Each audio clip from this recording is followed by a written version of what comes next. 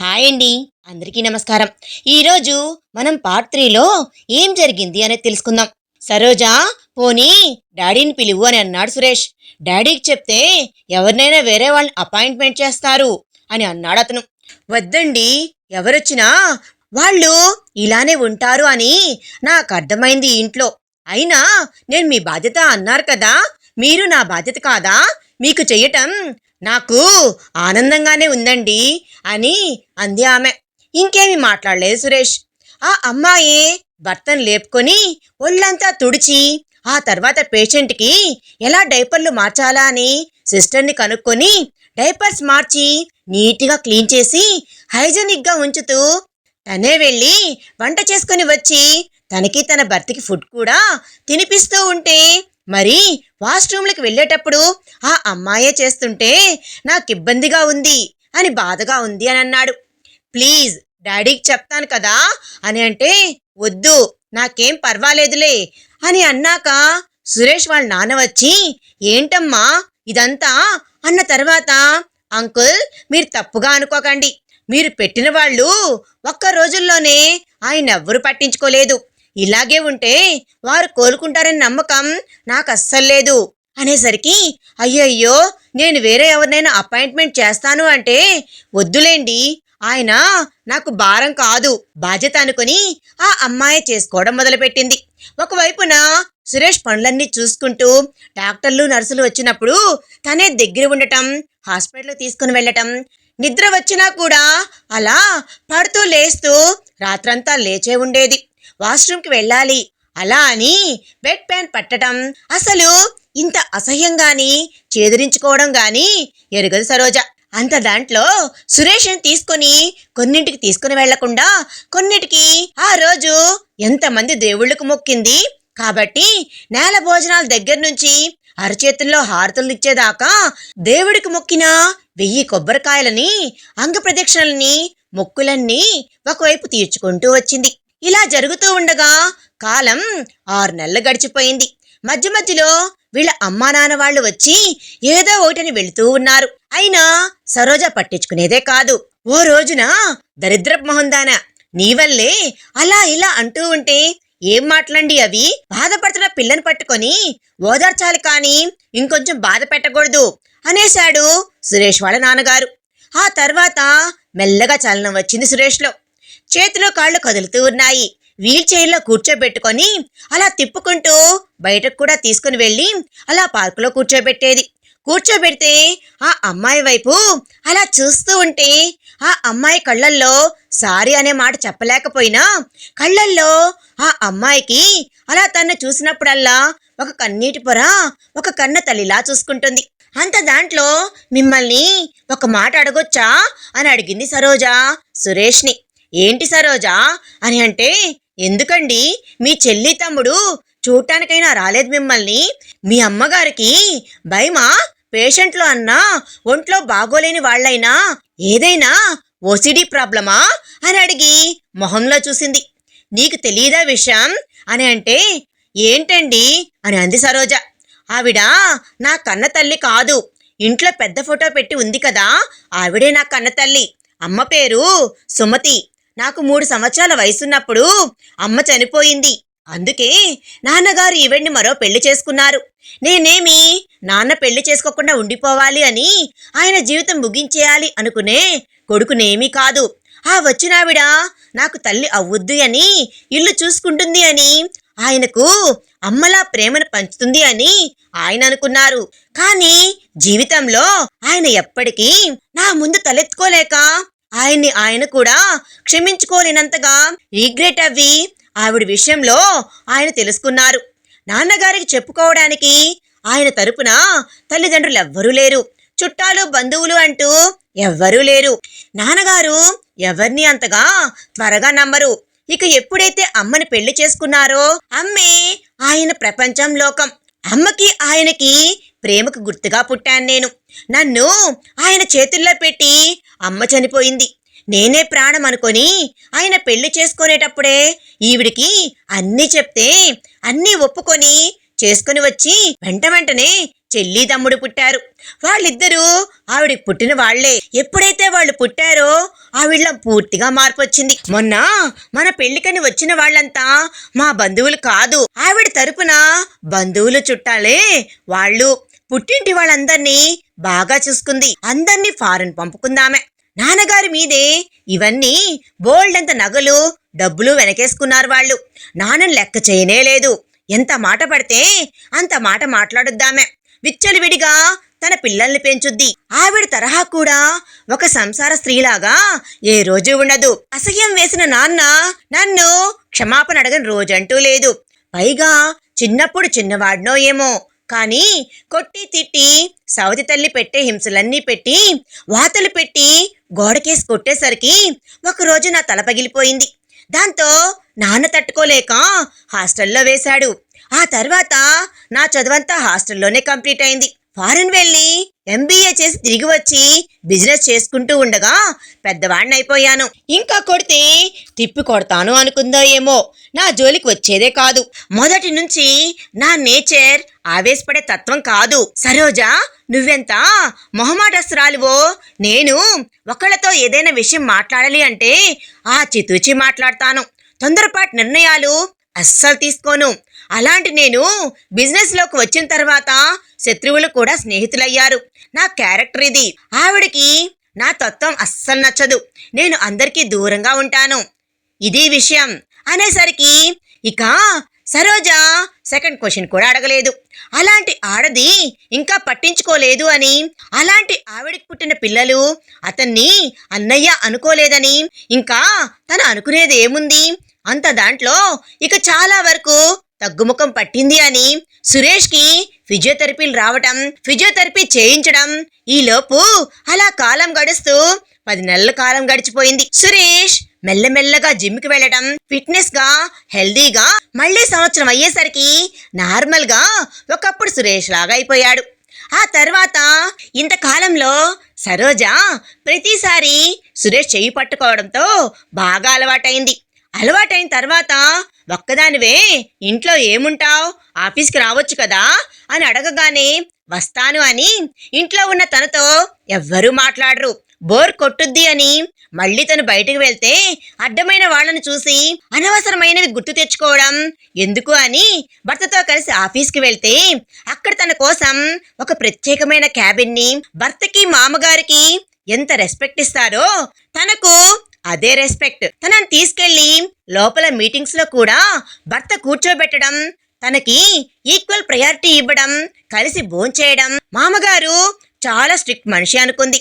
కానీ చిన్నపిల్లల్లాగా చాలా సరదాగా చాలా జోవీల్గా మాట్లాడుతున్నారు.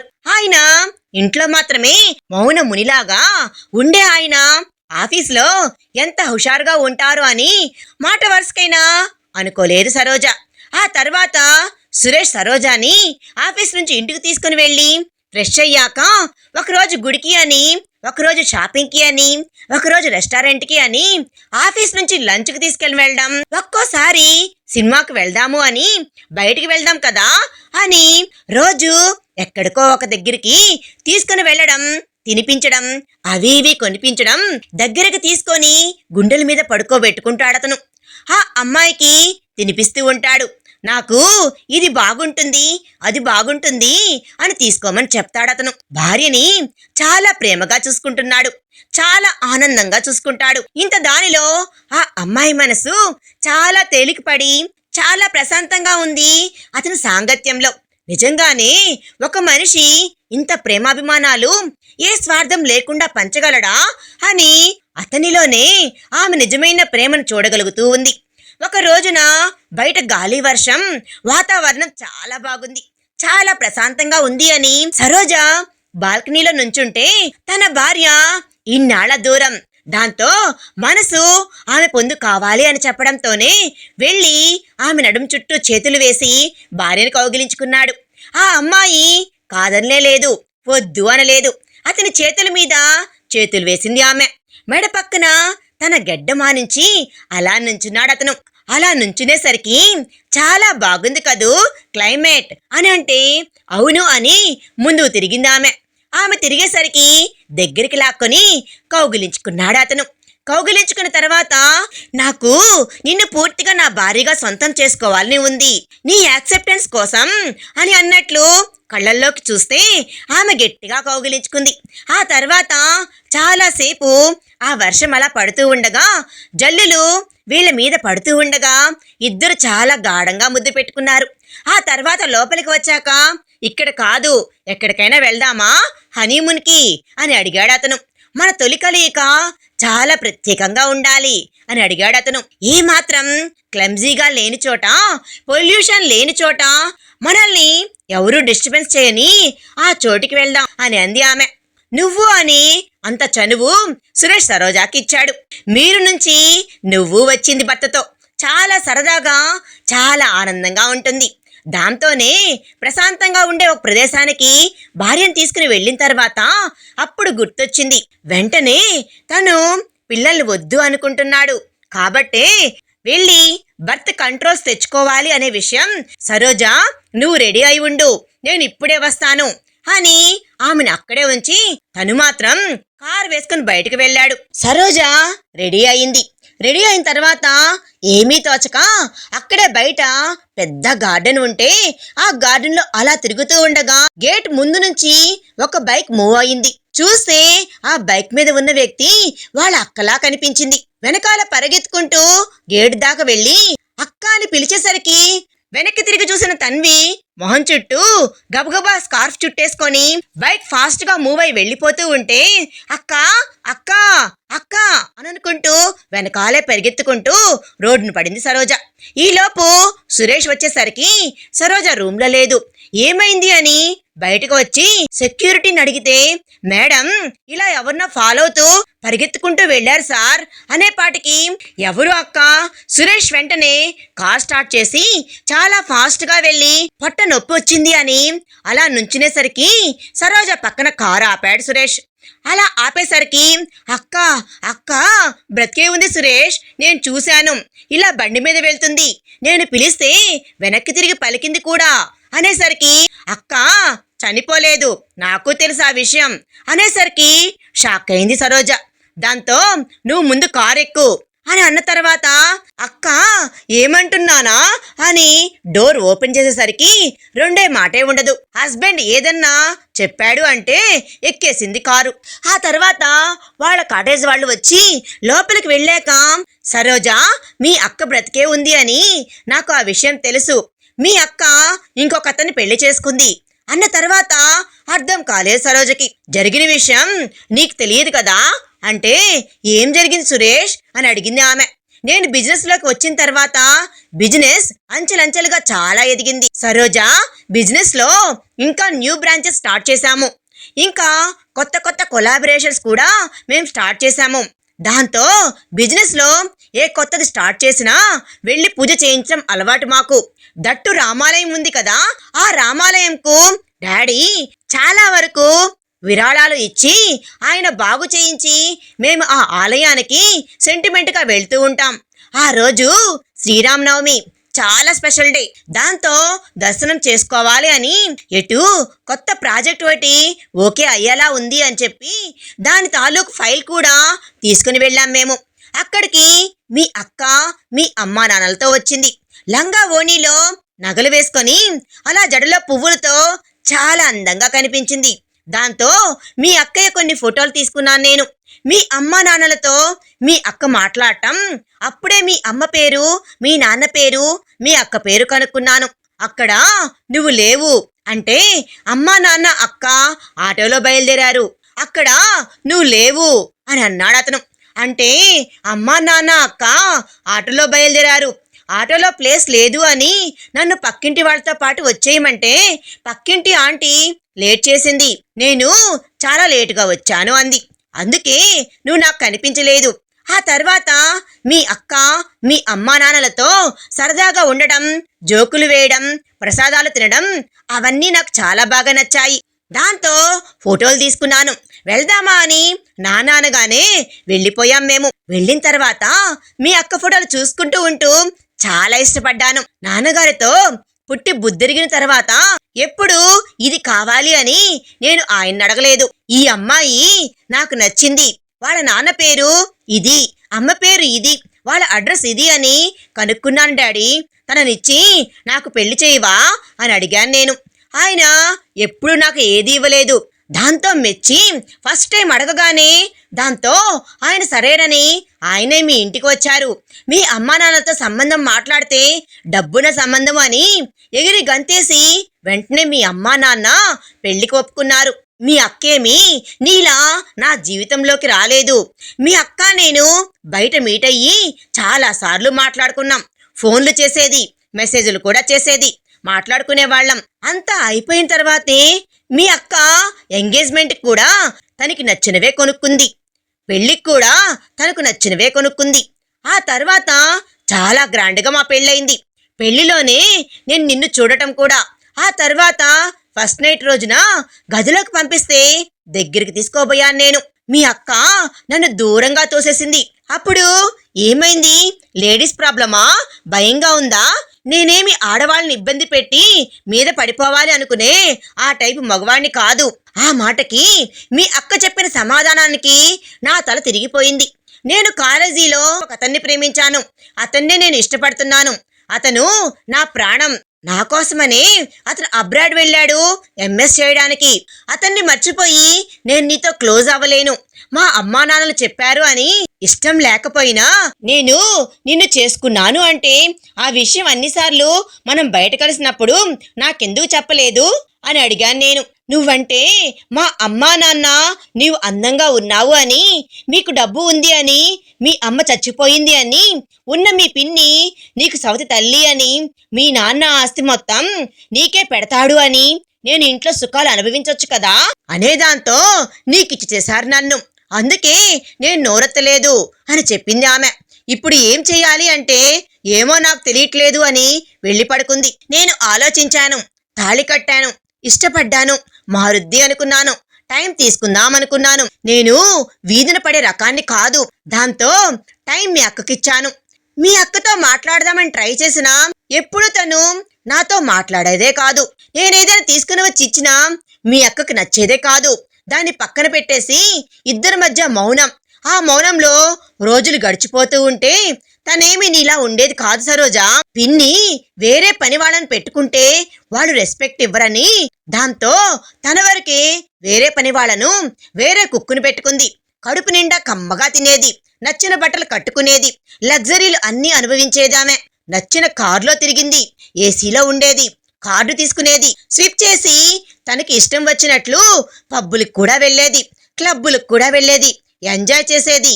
ఇలా తను చాలా హ్యాపీగా ఉంది. మధ్య మధ్యలో పుట్టింటికి కూడా వెళ్ళి వస్తూ ఉండేది. అప్పుడప్పుడు వచ్చినా నిన్ను తిట్టినట్లు ఏ రోజు మీ అమ్మా నాన్న తనని తిట్టేవాళ్లే కాదు. వచ్చిన ప్రతిసారి పైగా మీ ఇద్దరు బాగుండాలి అని నాకు కూడా చెప్పి వెళుతూ ఉండేవాళ్ళు. భార్యాభర్తల మధ్య 4 గోడల మధ్య జరిగే విషయాలు ఎంత పేరెంట్స్కైనా అత్త మామలకైనా చెప్పే అలవాటు నాకు అస్సలు లేదు. మీ అక్క అంది కదా, బలవంతంగా అయినా నాతో మీ అక్క ఒంటి మీద చెయ్యి వేయించి కాపురం చేయిస్తారు అని. ఇష్టం లేని ఆడదాన్ని తాకే మగాణ్ణి కాదు నేను. అందుకే నేను ఆఫీస్కి వెళ్ళిపోయేవాణ్ణి. తన మధ్య నా మధ్య ఆ మౌనంలో రోజులు గడిచిపోతూ ఉన్నాయి. ఆ రోజులు నెలలుగా, ఆ నెలలు సంవత్సరాలుగా గడిచిపోతూ వచ్చాయి. అంతే. దాంట్లో మీ అక్క నన్ను పక్కనే పెట్టుకొని తన బాయ్ ఫ్రెండ్కి మెసేజ్లు చేసుకుంటూ ఉంటది, కాల్స్ చేసుకుంటూ ఉండేది, ఏడ్చేసేది. ఆ వీడియో కాల్స్లో నేను తనను తాకలేదు అని, మేమిద్దరం వేరే వేరేగా పడుకుంటున్నాము అని అతనికి చూపించి మరీ ఏడ్చేది ఆమె. తనని మర్చిపోలేకపోతున్నాను అనేది. ఇక్కడి నుంచి అతని కోసం గిఫ్ట్లు పంపించేది, అతని కోసం తప్పించిపోయేది, అతని కోసం తెగ ఏడ్చేది. ఒక మగాడి గుండె ఎన్ని ముక్కలుగా పగలగొట్టేయచ్చో అన్ని ముక్కలుగా మీ అక్క 2 ఏళ్ల కాలంలోనే బద్దలు కొట్టేసింది. ఒక రోజున ఎంతకాలం ఇలా అని అడిగాను నేను. నీతో క్లోజ్ అవ్వాలన్నా ఆలోచనే లేదు. ఎందుకంటే నీతో క్లోజ్ అయితే తనతో క్లోజ్ అయిందే కనపడుద్ది అని అనిపిస్తుంది నాకు అని అంది ఆమె. అంటే అతనితో నేను ఫిజికల్గా 6 సంవత్సరాలు క్లోజ్ అయ్యాను అని చెప్పింది ఆమె. మరి ఇప్పుడేం చేద్దామనుకుంటున్నావు? విడాకులు ఇచ్చేనా అని అన్నాను నేను. అంటే విడాకులు ఇవ్వద్దు, విడాకులు ఇస్తే మా అమ్మా నాన్నలకు తెలిసిపోయి వాళ్ళిప్పుడు నీతో విడాకులు ఇవ్వనివ్వరు కూడా. నన్ను కొట్టో తిట్టో వాళ్ళకి డబ్బులు కావాలి. నీతో కాపురం చేపిస్తారు, పిల్లల్ని కూడా కనిస్తారు. నాకు నీతో కాపురం చేయడం, నీకు పిల్లల్ని కనడం నాకు అస్సలు ఇష్టం లేదు. నా బాయ్ ఫ్రెండ్ ఎంఎస్ కంప్లీట్ అయినా అతనికి అక్కడ జాబ్ రాలేదు. దాంతో నా బాయ్ ఫ్రెండ్ ఇక్కడికే వచ్చేశాక వాడికి ఇక్కడ ఒక జాబ్ వచ్చింది. అతను నన్ను వదిలి ఉండలేను అంటున్నాడు. వేరే వాళ్ళని పెళ్లి చేసుకుంటా అంటున్నాడు. కాబట్టి నేను అతనితో వెళ్ళిపోతాను, అతన్నే పెళ్లి చేసుకుంటాను అనంది.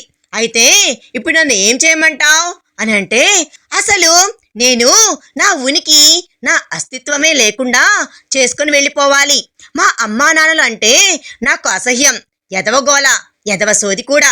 మళ్ళీ అయినా అతని వాళ్ళ ఇంటి మీదకు వచ్చి మా అమ్మా నాన్నలు నానా గొడవ చేస్తారు. వాళ్ళు నన్ను కూతురుగా చాలా గారాబం చేసి చిన్నప్పటి నుంచి నేను కొండ మీద కోతి కావాలి అన్నా తీసుకుని వచ్చి ఇచ్చి నా అడుగులకు మడుగులెత్తి నన్ను నెత్తినెక్కించుకున్నారే కాని తీరా నా పెళ్లి విషయం దగ్గరికి వచ్చేపాటికి అందరు పేరెంట్స్ లానే మనీ ఉన్న నిన్ను అందంగా ఉన్నావు అని, చదువుకున్నావని ఇచ్చి పెళ్లి చేశారే తప్ప ఆ విషయం నా వరకు మాత్రం వాళ్ళు అర్థం చేసుకోలేదు. కాబట్టి నా ఫ్రెండ్కి ఒక అత్త ఉంది. వాళ్ళ నాన్న గవర్నమెంట్ హాస్పిటల్లో మార్చరీ డిపార్ట్మెంట్లో కాంపౌండర్గా వర్క్ చేస్తున్నాడు. చాలా శవాలు వస్తూ ఉంటాయి. అనాథ శవాలలో ఒక శవాన్ని మాట్లాడి పెట్టుకున్నాను కూడా ఆల్రెడీ. నీది ఒక కారు కావాలి. ఆ కారులో ఆ శవాన్ని పెట్టి ఒక కొండ మీద నుండి పడిపోయినట్లు నేనే డ్రైవ్ చేసుకుంటూ వెళ్ళి ఆ శవాన్ని తోసేస్తాను. మా అమ్మా నాన్నల దృష్టిలో, ప్రపంచం దృష్టిలో ఒకరోజు నువ్వు మౌనంగా ఉండు. నేను పోయాను అనుకొని నా శ్రాద్ధ కర్మలు కూడా చేస్తారు. దాంతో నాకసలు వీళ్ళతో ఉండాలని, బంధాన్ని కొనసాగించాలనే లేదు. నిన్ను పెళ్లి చేసుకున్నందుకు, ఇన్నాళ్ళు నీతో పెళ్ళాంగా ఉన్నందుకు కొన్ని నగలు, కొన్ని డబ్బు తీసుకుంటున్నాను అంటే నవ్వొచ్చింది. ఏమీ మాట్లాడలేదు. మీ అక్కని నేను ప్రేమించినందుకు, మీ అక్కని నేను పెళ్లి చేసుకున్నందుకు మీ అక్క నన్ను అడిగిన గిఫ్ట్ మౌనం. ఆ మౌనం అనే గిఫ్ట్ ని నేను మీ అక్కకి ఇచ్చేశాను. నాకు కూడా ఫ్రీడమ్ కావాలి అనిపించింది సరోజా. ఆ క్షణం దాంతోనే నేనేమీ మాట్లాడలేదు. మీ అక్క వెళ్ళబోయే ముందు రేపు పరిస్థితులు ఎటు తిరిగి ఎటు వస్తాయో అని విడాకుల పత్రాలు రెడీ చేయించుకుని వచ్చి సైన్ చేయమన్నాను. నేను చేసేయమంటే చేసేసింది. నేను కూడా చేసి తనకి ఇచ్చేస్తే థ్యాంక్స్ అని అంది. కొన్ని నగలు తనకు నచ్చినవే. బాగానే ఒక 20 సెట్ల నగలు పెట్టుకుంది. 1 కోటి రూపాయలు క్యాష్ సర్దేసుకుంది. ఆ తర్వాత ఖరీదైన చీరలు అవన్నీ 4 ట్రాలీలకు సర్దుకుంది. అన్నీ కలిపి ఒక కారులో పెట్టుకుని పోయింది. పోయింది ఒక కారు. తనే అర్ధరాత్రి పూట బయటికి వెళ్తున్నాను అని ఇంట్లో వాళ్ళందరి ముందు వెళ్ళి అక్కడి నుంచి తన ప్రియుడిని పిలుచుకొని వచ్చి ఆ కారులో ఉన్నవన్నీ ఇంకా కారులోకి మార్పించేసి ఇద్దరూ కలిసి పైనుంచి కార్ని లోయలోకి తోసేశారు. ఆ తర్వాత మీ అక్క పోయింది అని మీ అమ్మా నాన్నలు ఆర్తనాదాలు పెట్టుకుంటూ రావడం, శవం దొరకటం, ఆ తర్వాత సేమ్ బ్లడ్ గ్రూప్ ఉన్నదే కాబట్టి పోస్ట్ మార్టంలో మీ అక్కేనని తేలడం, ఆ తర్వాత అంత్యక్రియ జరిగిపోవడం నేను మౌనంగా ఊరుకున్నాను. ఎవరో ఒక అనాథైన అమ్మాయి ఏ పరిస్థితిలో పోయిందో ఏమో. ఆ అమ్మాయికి మీ నాన్న చేతుల మీదుగా అంత్యక్రియలు జరగాలి అనేది ఏ జన్మ బంధమో అనుకొని వదిలేశాను. ఆ తర్వాత మీ అక్క పోయింది అనుకున్నారు వాళ్ళు. మీ అక్క ఫోటో అందుకే మరి నేను ఇంట్లో ఎక్కడా పెట్టలేదు. ఏ క్షణం మీ అక్క అలా వెళ్ళిపోయిందో మీ అక్కతో పాటే మీ అక్క తాలూకు జ్ఞాపకాలు, గుర్తులు మొత్తం తుడిచేశాను నేను నా మనసులోను, ఈ ఇంట్లోను కూడాను. ఆ తర్వాత నేను మూవ్ ఆన్ అయిపోయి నార్మల్ అవ్వటం మొదలుపెట్టాను. ఆ తర్వాత నువ్వు ఆఫీస్కి వెళ్ళి వస్తూ ఉండగా ఒక రోజున డాడీ వస్తూ నిన్ను చూశారంట. ఆ రోజు నుంచి ఆయన చాలాసార్లు నిన్ను చూసి ఆయనకు నువ్వు చాలా బాగా నచ్చావు. ఆయన దృష్టిలో మీ అక్క చాలా మంచిది, చాలా మంచి ఫ్యామిలీలో అమ్మాయిని నేను చేసుకున్నాను. అదే ఫ్యామిలీలో ఉన్న నిన్ను నేను రెండో భార్యగా చేసుకుంటే నా లైఫ్ హ్యాపీగా ఉండిపోతుంది అనుకున్నారు. మీ అక్కే కాబట్టి ఆ స్థానాన్ని నువ్వైతే భర్తీ చేసి నన్ను అర్థం చేసుకుంటావు అని బయట ఆవిడ కాబట్టే ఆమె మమ్మల్ని అర్థం చేసుకోలేకపోయింది అనేది ఆయన ఫీలింగ్. చెప్పకపోవడం ఎందుకు, ఆయనకి నువ్వు చాలా నచ్చేశావు. దాంతో ఆయన నీ ప్రపోజల్ తీసుకొని వచ్చారు. తీసుకొచ్చిన తర్వాత మనకి పెళ్ళైపోయి ఇలా నువ్వు నా భార్యగా నా ముందు అనేసరికి అలా స్థానువై నిలబడిపోయిన సరోజాకి నోట్లో నుంచి మాటే రాలేదు. దాంట్లో అంత నిజాయితీగా భర్త ఒక్క విషయంలో ఉండడం జరిగింది. మొత్తం చెప్పినప్పుడు తను మాత్రం ఎందుకు సుందర విషయం దాచిపెట్టాలి అని మీతో నేను కూడా ఒక విషయం చెప్పాలి అని అంటే ఏంటి అన్నాడు సురేష్. ఆ రోజు నేను రోడ్డు మీద వెళ్తూ అలా ఆలోచించుకోవడానికి కారణం ఏంటి అని ఈ రోజు దాకా మీరు అడగలేదు. అసలు జరిగిన విషయం ఏమిటి అంటే అని తన చిన్నప్పటి నుంచి మొత్తం తన లైఫ్లోకి సుందరం వచ్చేంత వరకు, ఆ రోజు యాక్సిడెంట్ అయ్యేంత వరకు ఏం జరిగిందో మొత్తం చెప్పుకొచ్చింది సరోజ.